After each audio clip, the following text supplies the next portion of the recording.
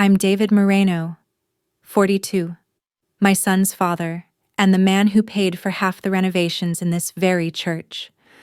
I stood outside St. Mark's Basilica, palms pressed flat against my slacks, as if smoothing out the creases would somehow help me blend in. Sunlight flared off the stained glass windows above, casting red and gold halos onto the pavement. The crowd was gathering fast grandparents, cousins, old classmates, now parents themselves. I caught sight of Leah, my ex-wife, laughing with her sister by the archway. She hadn't seen me yet. No one had. The church bells tolled once, and the crowd surged forward. My son, Mateo, was somewhere inside, dressed in his little white suit, a silk sash over one shoulder. He had practiced the sign of the cross for weeks. I'd coached him from the living room couch during my weekends. Left hand too, at first. We'd laughed until he got it right. But now, there was no seat for me. I walked in, adjusting the knot of my tie, eyes scanning for a pew. Third row, full. Fourth full. Fifth. Excuse me, is this taken? I asked a woman holding a hymnal with both hands. She didn't even look up. I think this row's reserved for family, she muttered. Family. I smiled, tight-lipped. I kept walking, back, until I reached the side alcove, behind the last column. From there, I could just barely see the altar. The marble floor was cold beneath my feet, even through my shoes. David, a voice whispered. I turned. It was Leah's mother. Didn't know you were coming, she said, as if it had slipped everyone's mind that I was Mateo's father. I emailed you last week. Oh, she blinked, surprised.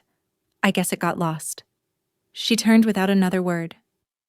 I stood alone, hands clasped in front of me like I was the one receiving the sacrament. If you've ever been pushed to the edge at a moment that was supposed to be yours too, tell me about it. Drop a comment, or let me know where you're watching from. Hit like or subscribe if you've ever had to stand quietly while others took your place in the front row. The ceremony began. The choir swelled. The incense swirled. Mateo appeared at the altar, solemn and radiant. My chest tightened. That was my son. That was our son. But then it happened, just as the priest lifted the host and blessed the children. He paused.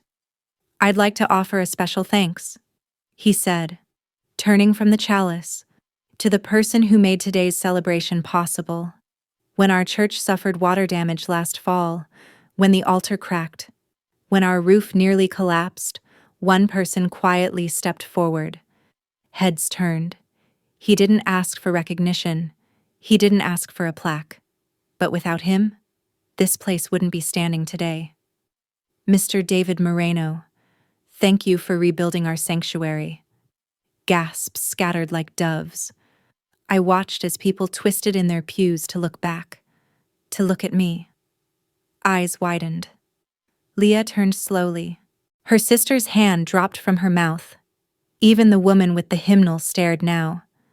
And for the first time that day, maybe the first time in years, the whole room fell silent. The silence didn't last. It never does. Like breath held too long. It shattered into a flurry of whispers and turned heads. I nodded gently, acknowledging the priest's words, but didn't move from my place in the alcove. I could have walked forward, taken a seat near the front now that people were scooting over and clearing space, but I didn't. I stayed behind the column, where the cool stone pressed against my back, and my pride could breathe. From that quiet corner, I watched as the priest returned to the right. Mateo stepped forward with folded hands, his face serious in that childlike way that always breaks me. The choir resumed softly behind him, Latin syllables brushing through the air like falling petals. He took the communion wafer with practiced reverence, bowed his head, and turned away from the altar. As he returned to his row, our eyes met just for a second. He didn't smile, But he saw me. That was enough. After the final hymn, the congregation spilled out like a tide breaking against marble steps. Children clutched small prayer books and family members embraced beneath the bright blue banners fluttering outside. I waited by the courtyard's low wall, hands in my pockets, watching the spring wind stir the dogwood branches. I wasn't sure if I should leave or linger. Then came the footsteps. David. Leah's voice was different, not defensive, not cold, just cautious. She stopped beside me, adjusting the sleeve of her navy dress. Her heels clicked once against the flagstones before she said, "That was unexpected." I didn't ask him to say anything. I know. She bit her lip. He said it anyway. I didn't answer. Not immediately. I just nodded, looking past her to the garden where Mateo now stood, his white shoes sinking slightly into the damp earth. He was showing his sash to a friend, beaming. Leah followed my gaze. He's happy. I know. I exhaled slowly. That's all I wanted today. She turned fully to face me. I'm sorry we didn't reserve a seat for you. Were there any left? I asked gently. Her silence gave me the answer. I thought someone else had, she said after a moment. Maybe my dad. He didn't. It hung between us, tense, taut, and then quietly dissolving. I didn't know you were still donating to the church, she said next, voice low. You didn't ask. Leah nodded, brushing a curl behind her ear. You know, I think part of me assumed you'd drift off after the divorce, the way most people do. I thought about it. I admitted. But Mateo needed a father, and I needed something that didn't vanish. Her lips pressed together. She looked as though she wanted to say something deeper. But Mateo was running toward us now, arms outstretched, face flushed with excitement. Dad, he cried, crashing into my legs. Did you see me? I crouched down, resting my hands on his shoulders. You were perfect. I didn't drop it. He grinned. Somebody else did, though. We both laughed, and I brushed a speck of dust off his sash. He looked over my shoulder then, puzzled. Why were you in the back? I had the best view, I said, tapping his nose. He didn't seem bothered, just happy I was there. And that was the thing. I'd spent weeks preparing for this day, like I was preparing for battle, bracing for rejection, and I'd gotten it, sure. But in that one look, that tiny bolt of recognition across the room, my son gave it all back. I mattered. "Want to come to lunch with us?" Mateo asked, tugging at my arm. Leah stepped in. "It's just a small thing. David." I stood up. "I have other plans." She looked at me for a long second. "You sure?" "Yeah," I said, meaning it. "I'm good." Because what I wanted wasn't lunch. It was space. It was peace. I patted Mateo's head and smiled. "You go enjoy your day. Tell everyone I said hi." He frowned. "But I'll see you next weekend," I reminded him. He nodded reluctantly. I watched as he walked away, his little suit shining in the sunlight like a knight's armor. Leah hesitated, then followed. But halfway across the lawn, she looked back. Just once. By the time I reached my car, I saw the priest waving from the far side of the parking lot. He walked over briskly, robes trailing, his smile gentle. "I hope I didn't embarrass you," he said. "You didn't," I replied. "I just thought it needed to be said." "Well," I shrugged. "Not many people noticed what I did." He raised an eyebrow. "Maybe they didn't want to." I tilted my head. "That too." He looked at me carefully. "You didn't build the church for applause." "No. But recognition matters," he said simply. "Even Jesus gave thanks where thanks was due." I didn't know what to say to that, so I just shook his hand and said, "Thank you, Father." Then I drove home, Not to a house full of family, not to a banquet, not to an after-party, but to quiet. And I sat down at the kitchen table with a leftover sandwich and the Sunday crossword. My phone buzzed once, text from an unknown number. "Thank you for what you did for St. Mark's." My daughter had her baptism there. No name, no emoji. Just that. I stared at it for a long time. Later that afternoon, I pulled the donation receipt from the drawer and filed it away in a folder marked Keep. I sat down at the piano after that one I'd tuned myself last year. Mateo loved it when I played Claire de Lune, said it reminded him of movie music. So I played it softly, letting the notes drift through the empty space. And for once, I didn't mind the quiet. The Monday after the communion, I went back to work like nothing had happened. My office on the second floor overlooked a construction site where we were restoring the bell tower of another historic church, this one older than St. Mark's, with sandstone bricks and rotting beams that crumbled beneath the weight of time. There was something oddly comforting in rebuilding things meant to last forever. "Morning, David," Claire said, handing me my usual coffee. She was our receptionist, 25, whip-smart and always wearing chipped purple nail polish. Saw the church thing on Facebook. That priest really dropped the mic. Huh. I raised my eyebrows. Someone posted the video, she explained. You're a bit of a local hero in the Catholic Moms group now. They're calling you the quiet donor. I chuckled softly. That sounds like a cartoon vigilante. Claire grinned. Or a Netflix series. I took the coffee and retreated to my desk. The light streaming through the window caught the dust in the air, making it sparkle like motes of gold. I stared at my inbox for a while before opening the spreadsheet with the current renovation budget. Work was steady, predictable, safe, unlike family. My phone buzzed again, this time with a voicemail. It was from Peter, Leah's brother. Hey. David. I just wanted to say I didn't know about the donation. I should have reached out earlier. Mateo talks about you all the time. That's all. Thanks. I saved the message, not because it said much, but because it existed at all. By Friday, I'd received 2 handwritten thank you notes from members of the parish council. One was from an older woman named Doris who wrote in lavender ink, "I remember when you were still dating Leah. I always liked you better." I laughed out loud at that one. I didn't know whether to feel flattered or scolded. The truth was, I hadn't done any of it for recognition. I really hadn't. I just couldn't bear the idea of the church collapsing, not when Mateo would grow up in it being shaped by stained glass and ritual the way I had been.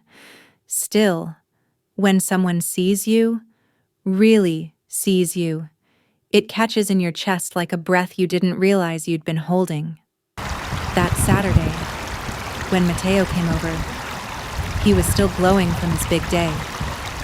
"I saved you a piece of my communion cake," he announced, pulling a small plastic container from his backpack.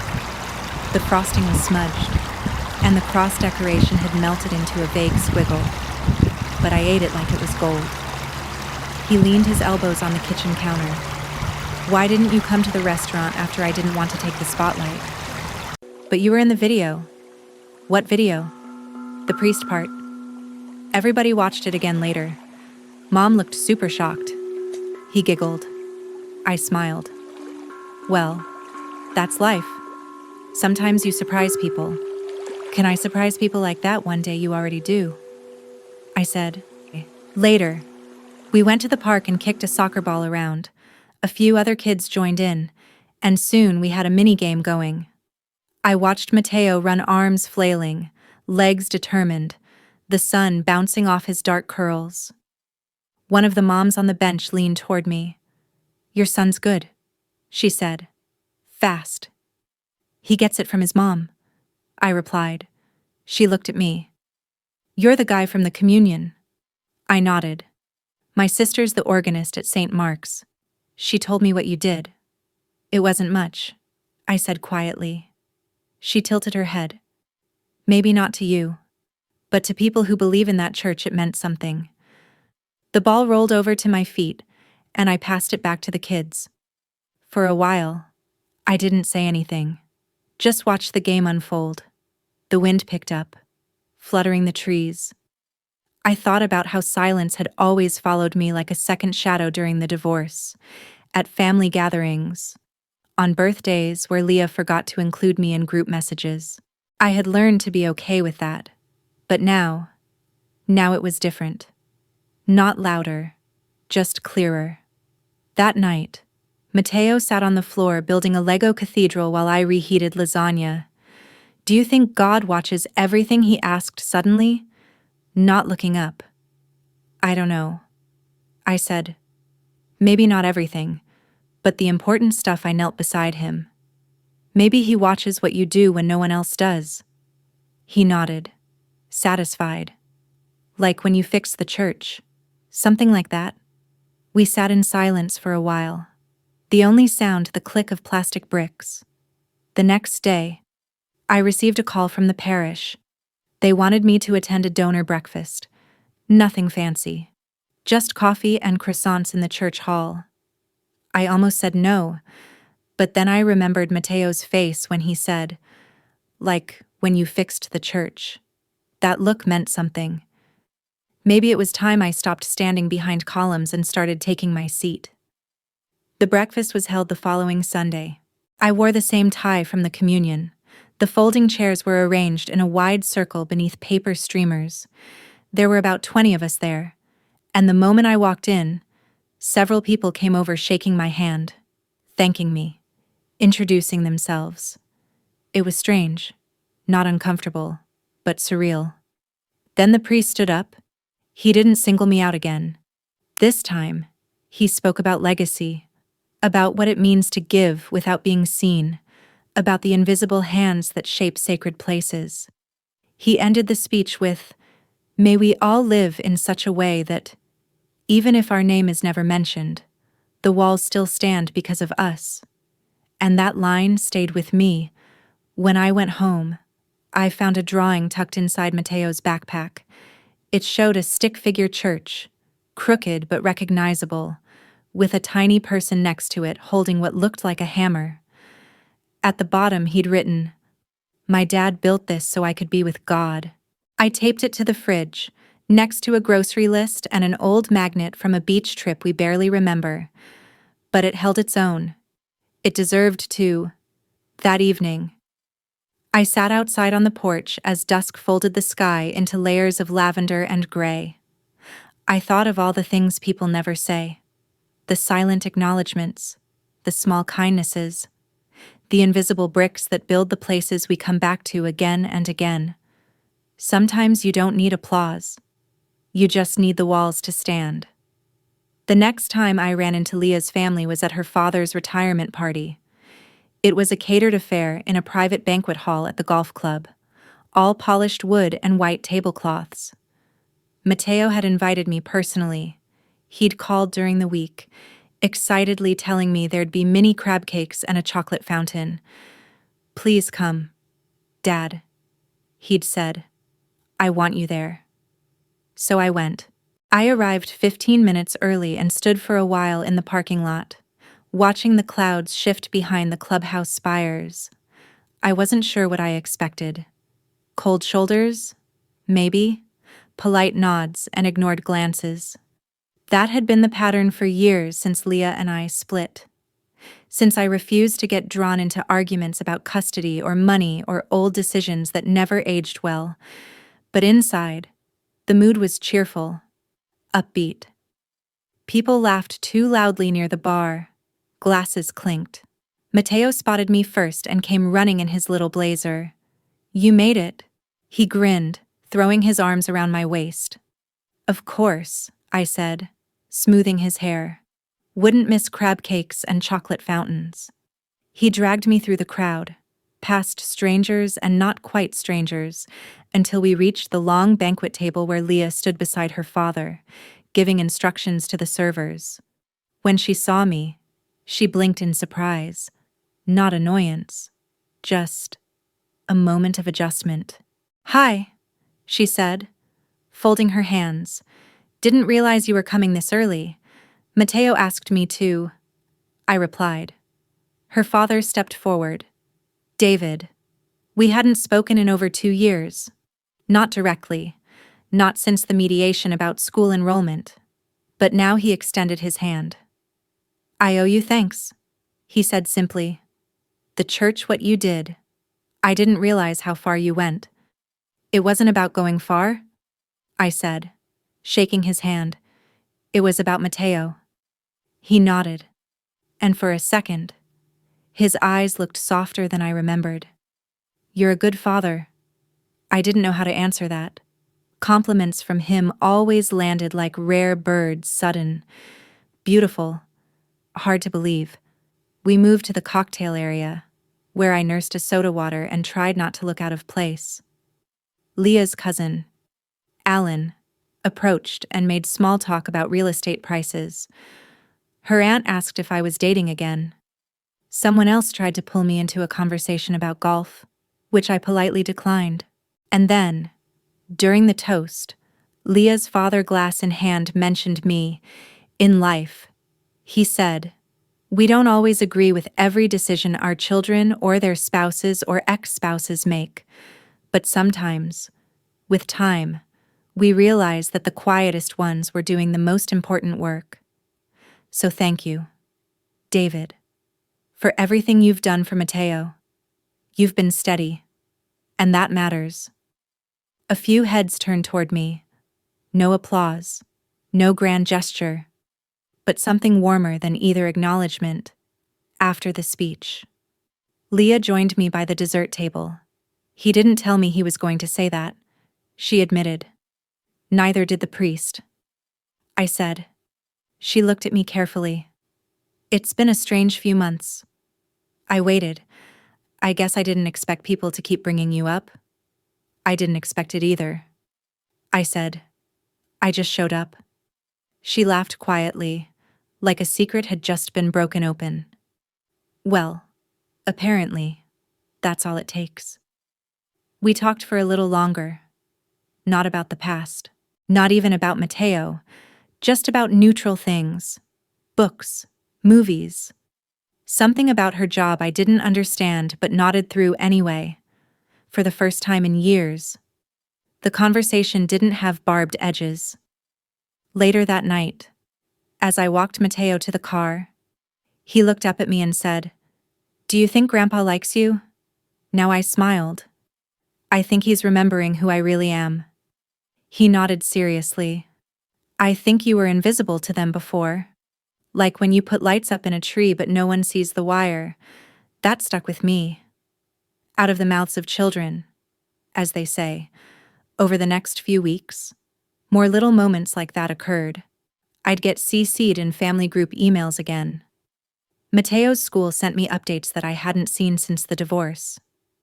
Leah forwarded me a picture of Mateo holding a science fair ribbon. No caption. Just the image. Small gestures. Reaching across a previously uncrossable line. But I didn't push. I didn't try to reclaim some old version of being included. I had no illusions that I'd suddenly be welcomed back, like nothing had ever happened. People don't forget years of silence overnight. But they do notice when you don't stop showing up. One afternoon, Mateo came over with a handmade project. It was a small cardboard replica of St. Mark's Basilica, complete with glue stick spires and gold foil scraps for windows. "It's not perfect," he said shyly, setting it on the kitchen table. "It's beautiful," I replied, running my finger gently along the roofline. "You made this all by yourself?" He nodded. "We were supposed to make something important to our family." I said the church. "Why the church?" "Because it's where I see both of you. Mom. You. The priest. It's where I feel everyone's together." I had to look away for a moment, blinking hard. Later that night, after he'd gone to bed, I stayed up looking at that cardboard church. I thought about how the world tries to divide and rank and categorize love, especially after a breakup. How it forces people into corners. Mom's side. Dad's side. Who gets which weekend? Who gets the last word? But to Mateo, there were no sides. Just a place where things made sense, where we stood on the same marble floor beneath the same carved ceiling, however far apart the pews. I walked to the fridge, took down his earlier drawing, and placed it next to the model. One was a vision, the other was the foundation, and somehow, they were both real. When I returned to the kitchen table, I noticed something odd taped underneath the basilica, a little note folded twice. You are the quiet brick, Dad. I love you. I didn't move for a long time. I just sat there, under the hush of the ceiling fan, with my fingers on that paper, and my whole chest feeling like someone had finally, silently, opened a door I'd forgotten was locked. Spring faded into summer slowly, like someone turning down a dimmer switch one notch at a time. I found myself waking earlier, drinking coffee on the porch before the sun had fully crested the trees. The days felt quieter now, not empty, just no longer rushing to prove anything. One evening in June, I got a call from Father Elijah, the priest from St. Mark's. David. He began, his voice warm, always with that subtle southern lilt. I've been thinking. We're planning a small renovation in the West Chapel. The original foundation needs reinforcing.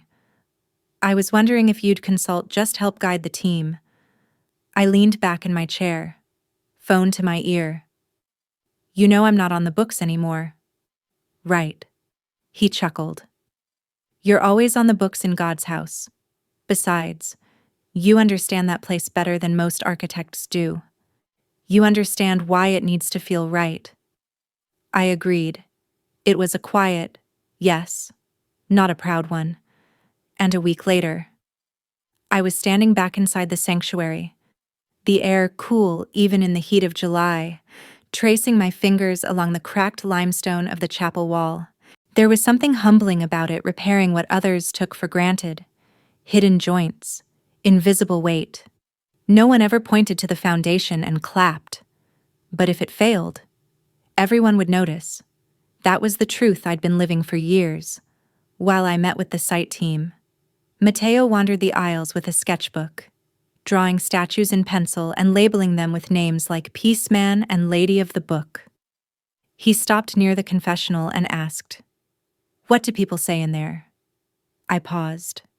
Things they want to let go of, like secrets. Sometimes. He nodded solemnly and went back to drawing. That afternoon, as I was rolling up blueprints and tucking them into my satchel, I noticed someone standing near the entrance. Leah. She was watching quietly, arms crossed, her sunglasses pushed up like a crown. I heard you were here, she said, stepping into the filtered light. They needed help, I figured. Her gaze swept across the scaffolding, the soft dust in the air. Mateo said you're fixing the church again. Just the chapel this time. She hesitated. I think he likes that you're a part of it. The building. I didn't know what to say to that. He told his teacher that his dad built the floor so the prayers wouldn't fall through. That made me laugh. That's a pretty good metaphor. He's always watching, she added. More than I realized. I met her eyes. He's always been watching. A long pause passed between us. Then she said something I never expected. I think I was afraid of you being visible again. It wasn't an accusation. It was a confession. I got used to you being in the background. She continued. And when the priest said your name, when people looked at you, I realized how much I'd shaped their silence around you. I exhaled slowly. That's a hard thing to admit. I know. She looked down. I'm sorry. It wasn't a rehearsed apology. It wasn't padded with explanations. Just 3 words. like stones placed one by one into my open hands. "Thank you," I said. We stood there for a while longer, watching Mateo sketch the stained glass. The late afternoon light caught the edges of his curls and threw soft colors on the floor around him. There was something almost sacred about it, like a still frame from the kind of life you don't realize you're living until it's already behind you. Later that evening, back home, I opened the garage and pulled out an old box labeled custody stuff. Inside were copies of court filings, visitation calendars, school forms no one read twice. I sifted through them slowly. The ink had faded on some, others still stung. At the bottom, beneath a paperweight I'd forgotten I owned, was a Father's Day card from years ago before the divorce. It read, "To the best fixer, builder, and pancake maker. Love, Mateo." The handwriting was Leah's. Mateo must have only been 4 then, too young to hold a pen. I stared at it for a long time, then closed the box. I didn't throw it out. I didn't need to. Just knowing it was there felt enough. Over the next month, I began spending more time at the chapel site. I helped repoint the mortar, measure the uneven flagstones, work with the volunteers who came in twice a week with paintbrushes and dustpans and stories about the weddings and funerals that had happened under this roof. There was something healing about that rhythm service without spectacle. One morning, while I was inspecting the stained glass supports, Mateo brought me a thermos of hot chocolate and a folded note. He handed it over shyly and ran off to join a group of altar boys sorting choir robes. I unfolded the paper. It said, "The priest said this place is holy. I think you are too." That one sentence nearly knocked the air out of me. I sat on the edge of the wooden scaffolding, the smell of fresh plaster still clinging to the air, and read it again. I didn't know what I had expected fatherhood to feel like. Maybe accolades, recognition, or at least consistency. But what I got was this small, quiet affirmations in a world that barely noticed your presence until something broke. And now, things were healing. Not loudly, not in fireworks or reunions or epiphanies, but in the soft, almost invisible ways. A name said out loud, a chair pulled closer, a sentence on a scrap of paper folded twice. By the end of July, the chapel was finished. The day the last nail went in, Father Elijah blessed the space in a private ceremony. A few parishioners came. Mateo stood beside me, holding my hand like it was the most normal thing in the world. And I let myself feel it, all of it. The silence, the presence, the fact that no one was looking away anymore. As we left, the priest turned to me and said, "The church feels heavier now in a good way. Like it remembers who held it up." I nodded. Sometimes people carry weight so silently, you forget it's even weight at all. But eventually, the world remembers, or maybe, more importantly, you remember. That evening, when I tucked Mateo into bed at my place, he turned over and mumbled sleepily, "Thanks for making the church strong." "You're welcome," I whispered, brushing hair from his forehead. "I did it for you." And as I turned out the light, I realized I wasn't trying to be seen anymore. I had already been chosen. August brought the kind of heat that made everything feel slow, softened at the edges. Mateo's summer break was winding down, and we spent most of our weekends at home building things.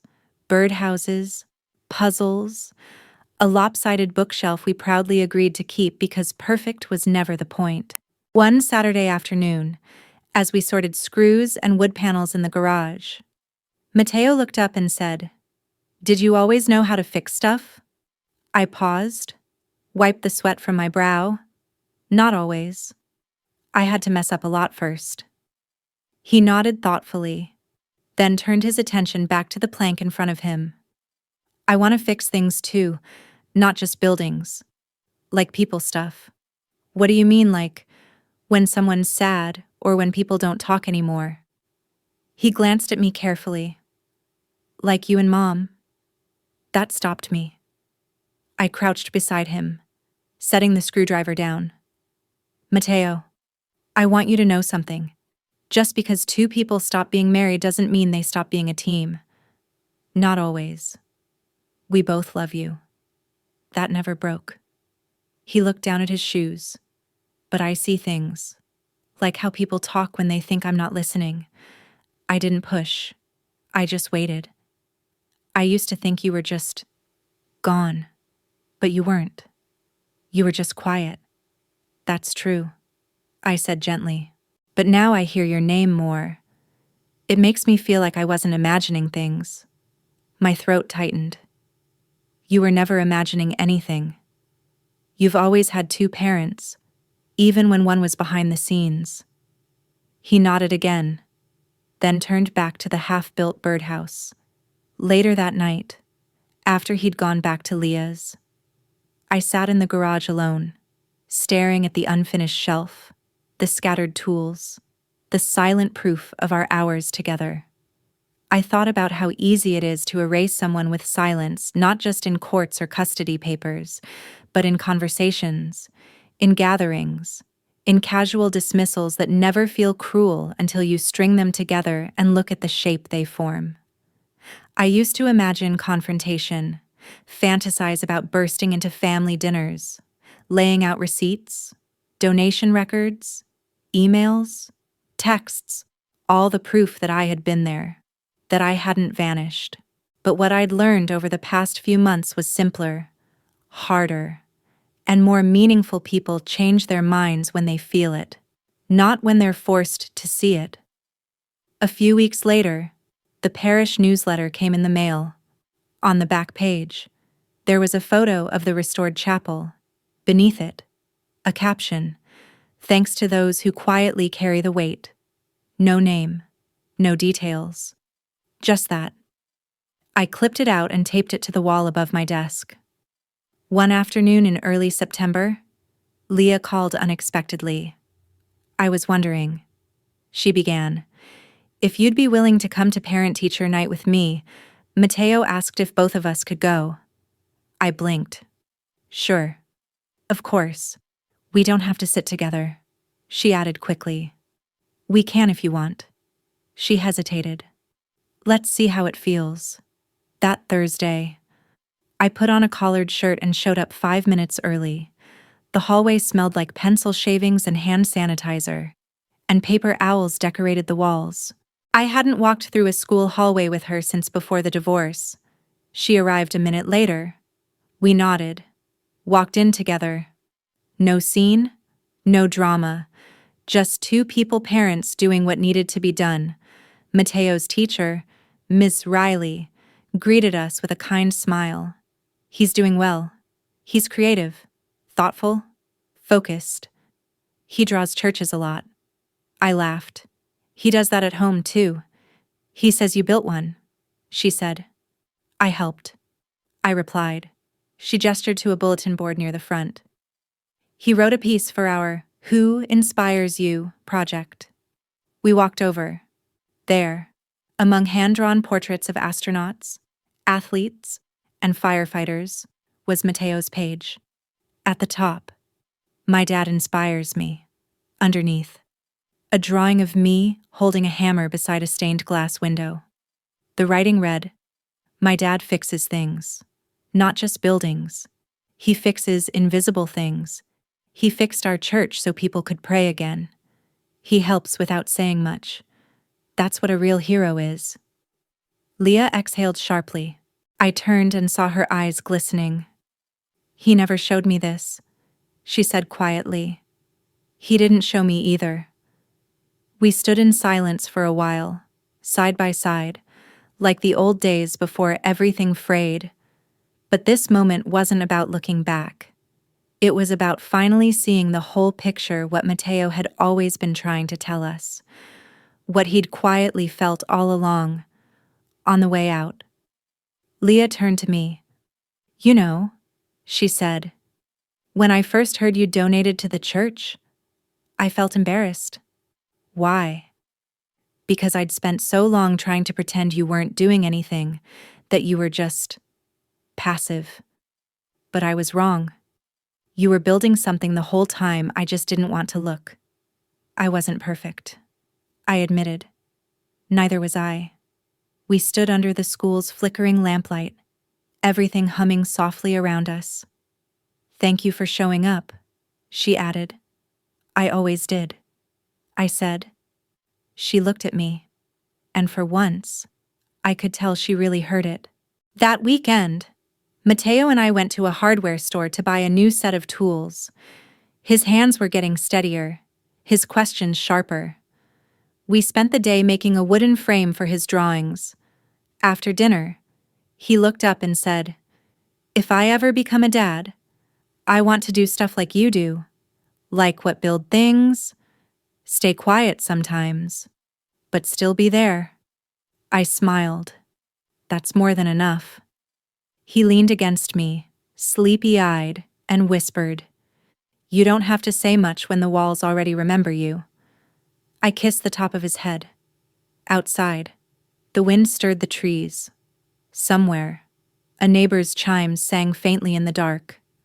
And I sat there holding him, knowing I didn't need to be loud. I didn't need to prove anything.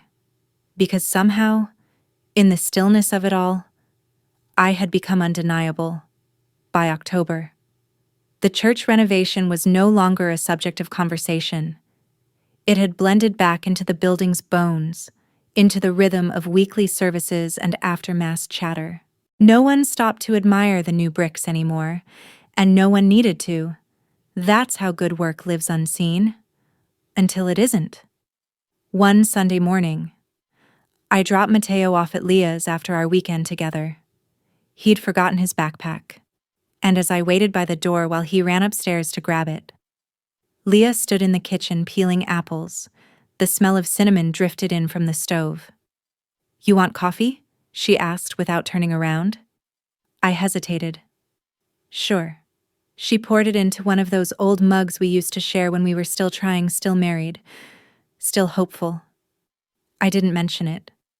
Neither did she. We sat at the kitchen table across from each other like two strangers with shared history. It was quiet, not tense, not awkward. Just still. "He's different with you," she said after a moment. "Different how? More grounded, more aware?" "I think he gets that from you." I sipped the coffee, unsure how to respond. Compliments from Leah weren't common, especially not ones that touched something deeper than academics or piano lessons. "I know I wasn't fair to you," she continued, staring into her cup. "For years, I made you invisible. To him, to my family, even to myself. I know. But now he's old enough to ask questions, and I can't lie to him. I don't want to." I looked at her. Her hands were folded, resting on the table like she needed them to stay still or she might unravel. I never wanted to disappear. "Leah," I said, "I just didn't want to fight you for space in his life." She nodded, eyes softening. "I see that now. And I'm sorry I made you feel like you had to." We sat there in the gentle clatter of the kitchen clock. Two people who had lost the shape of each other, but were now learning how to coexist in a new outline. "I've been thinking," she said finally, "would you consider co-hosting his birthday this year?" I blinked. "Like, the party?" She smiled faintly. "Yeah. Together. One party. You and me. No dividing days. No trading weekends. Just Mateo. Celebrated. Fully." I swallowed. "I like that. We can do it here. Or your place. Wherever you think he'll feel most whole." That word stayed with me, whole. We agreed on a backyard party at my place. It was the first time Leah would set foot there since the split. The week leading up to it was a blur of decorations, grocery lists, and last-minute texts. I hung paper lanterns between the trees and rented a bounce house. Mateo wanted a medieval theme, so we made cardboard shields and gold spray-painted paper crowns. On the day of the party, people came, her family, mine, friends from school, even a few neighbors who usually just waved from their porches. For the first time, there was no split across the yard. No us versus them. Just tables, cake, laughter, and the sound of Mateo screaming joyfully from inside the bounce house. Leah walked through the sliding glass door holding a tray of cupcakes, her shoes off, her hair a little windblown. She looked comfortable, familiar. "You throw a good party," she said. I shrugged. I had help. She watched Mateo for a while, then looked at me. "You know, I used to think that silence meant absence, that because you didn't argue, you didn't care. And now I think silence might be the most loyal kind of love, the kind that stays even when it isn't seen." I didn't answer. I just looked at her, and she didn't look away. Later that night, after everyone had gone home and I was picking up paper plates from the grass, Mateo came over, dragging his half-deflated shield behind him. "Best birthday ever," he declared. I ruffled his hair, glad to hear it. Everyone was together, he said. It felt like before what? Before people forgot how to talk. I knelt to meet his eyes. I don't think they forgot, Bud. I think they just needed time to remember how. He looked thoughtful. "You remembered." I tried. He hugged me, then ran inside to find his new toy sword. I stood in the yard alone, the lantern swaying gently in the breeze, the glow of dusk settling like dust across everything. And in that moment, I understood something that had eluded me for years. You don't always have to shout to change the story. Sometimes, presence alone rewrites it. A few days later, Leah emailed me a photo. It was of Mateo holding a framed drawing he'd done in art class. It showed 3 stick figures standing beneath a church with a sun behind it. He'd labeled them Dad, me, Mom. Above them, the title, "We're Better Together." No saints, no superheroes, just us. I printed it and placed it in the entryway next to the house key bowl, where guests might see it, but I would always pass it first. By November, things had settled into a rhythm. No dramatic shift, no grand reconciliation. But the air felt less heavy when I attended a parent meeting at school. Leah saved me a seat. At church, people greeted me with nods instead of hesitations. At family gatherings, no one flinched when Mateo introduced me. I didn't demand those changes. I didn't campaign for them. I just stayed. And little by little, the walls noticed. One Sunday afternoon, Father Elijah asked if I'd consider mentoring some of the high school boys in the youth group. They need a man who doesn't talk too much but shows up when it counts. I agreed, because maybe that's all I'd ever wanted to be. Not the hero, not the martyr, just the one who stayed long enough to matter. Winter crept in slowly, like a quiet visitor slipping through the cracks of the old church doors. The holidays brought with them a kind of fragile peace. No fireworks, no sudden epiphanies, just the soft glow of candlelight and the weight of years folding gently over us all. One evening in December, I found myself sitting alone in the pews of St. Mark's, the chill of the stone beneath me grounding every thought. The choir was rehearsing carols in the background, their voices weaving through the vaulted ceilings like threads of hope. Mateo had gone home early with Leah. The divorce had restructured weekends, and this was one of his nights with her. I missed him fiercely, but knew this new pattern was part of the healing process for all of us. As I sat there, a woman approached a fellow parishioner I'd only nodded to in passing. She carried a plate of cookies wrapped in festive paper. "I wanted to say thank you," she said softly, "for all you've done, for the church, for Mateo, for being here." I accepted the cookies with a nod, feeling the warmth of gratitude fill a space I'd long kept guarded. She smiled.